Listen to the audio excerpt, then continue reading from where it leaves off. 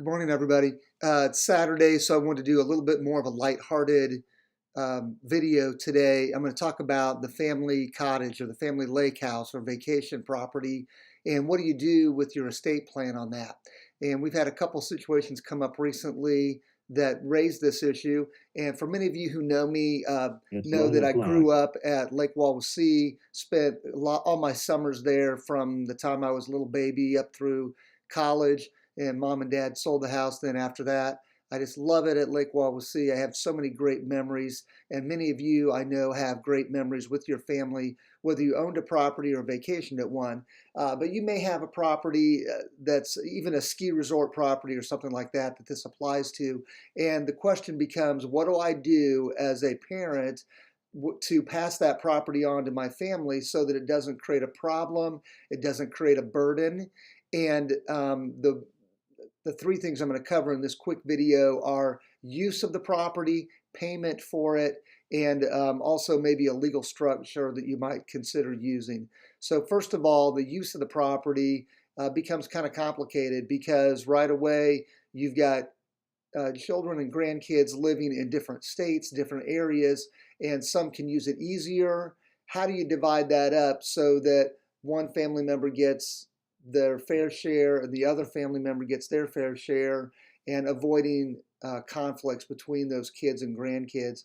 And just by geography, everybody's going to have a different use of the property and everybody's going to have a different want or a different need. So you got to think about that, and we can help guide you on some of those decisions and choices. And as you know, if your family is anything like mine, it changes over time, right? So in my college years, we used the property a lot, and then afterwards, mom and dad sold it because we weren't going up there. My sister lived in California at the time. Now she lives out in Rhode Island with her family, and it's just a different scenario. So your setup for your use is going to vary over time, and you need a plan in your estate that's flexible for that. So you got to think, how is this going to work out over many, many years?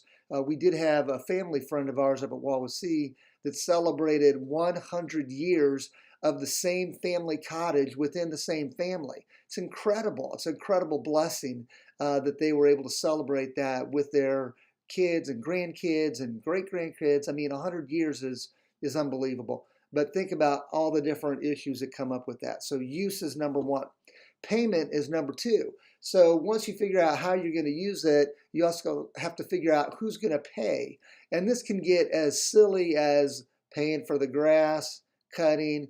Then there's the taxes, the insurance, the maintenance, all the upgrades and rehab that needs to be done to a lake home or a mountain house over time. The weather is not kind to these properties, and when you don't use them a whole lot, they're seasonal. So the maintenance is incredible.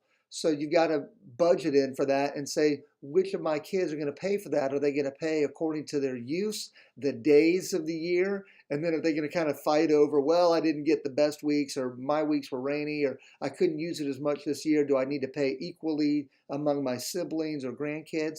So that becomes very problematic. Some families might want to even set up a little trust or an endowment for the property to cover those normal expenses, putting the pier in and out, taking care of the boats, the storage, and all that. So it is very expensive to own a lake property, and you got to figure out how to do that. So we have several different ideas on that we can help you with, and it's up to you, of course, how you do it. But paying for it is always a sticky point to decide. So following that would be, we've got use, payment, and now number three, think about the legal structure of that property. Do you want to just pass it on directly to your kids, or do you want to use a more formal structure that gives some different kinds of protection?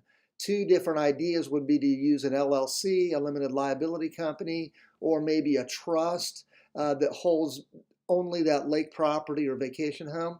You might use a combo of that, right? So you might use the LLC for liability reasons, and then you might use a trust to manage how that property goes down the bloodline or into some other distribution pattern. It also would govern the use of the property and the payment and have a endowment for it. So the trust could be a very simple but powerful way to manage that lake property and the money that's needed to handle it, so that your kids, who have all different kind of economic needs and economic abilities, don't get stuck with things, right?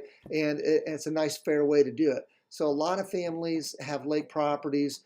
Right over here across the hall or across the wall, you can't see it on the other side of the video, but I've got a big map of Lake Wawasee. I've had it since we lived up there and had a house. I always think about it. We go up all the time in the summer and stay at Oakwood Resort. So fantastic. And we just bought a boat this year. Many of you know that and have seen pictures of us creating new family memories for everybody. It's just so fun, and I love it. It's my favorite place ever. So I hope you enjoy your lake home.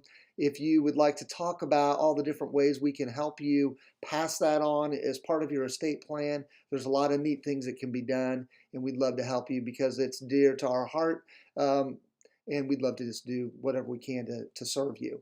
So enjoy that. Hope you have a great weekend, and give us a call at any time. Thanks a lot.